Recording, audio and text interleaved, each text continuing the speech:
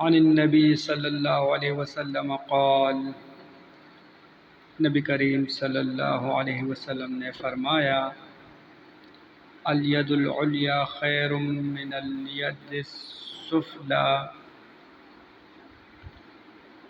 اوپر والا ہاتھ نیچے والے ہاتھ سے بہتر ہے۔ وابدأ بمن تعول، اور پہلے انہیں دو جو تمہارے بال بچے اور عزیز ہیں۔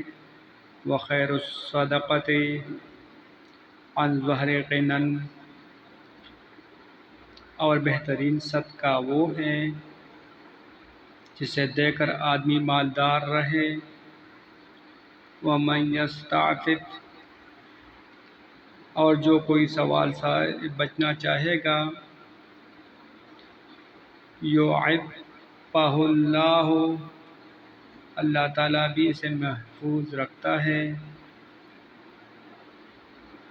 ومن یستغنی، اور جو دوسروں کے مال سے بے نیاز رہتا ہے، یغنیہ اللہ، اسے اللہ تعالیٰ بے نیاز بنا دیتا ہے۔ صحیح بخاری کی یہ حدیث ہے، 1427 نمبر، کتاب الزکوٰۃ۔ حدیث پر عمل کریں، دوسروں کے ساتھ شیئر کریں اور چینل کو سبسکرائب کریں۔ جزاک اللہ خیرا۔